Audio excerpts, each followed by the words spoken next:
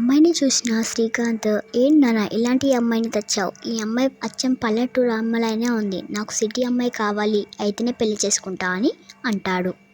వీరయ్య అంటాడు, నీ ఇష్టం, మీ అమ్మ నువ్వు కలిసి ఏ అమ్మాయినైనా పెళ్లి చేసుకోండి, నాకేం సంబంధం లేదు అని అంటాడు.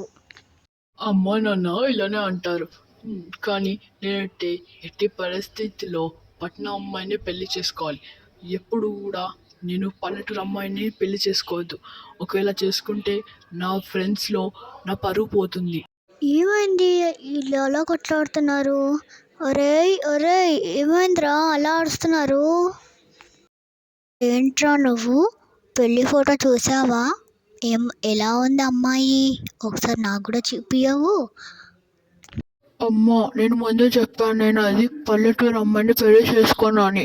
ఇంకా నేను పట్నం అమ్మాయిని తెచ్చాలనుకున్నా పెళ్లి చేసుకోవడానికి. నాకు ఆ అమ్మాయి నచ్చలేదమ్మా.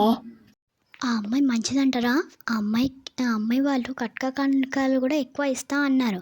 పైగా వాళ్ళ ఊర్లో వాళ్ళకి చాలా మంచి పేరే ఉంది. అందుకే మీకు ఈ సంబంధం తెచ్చానురా.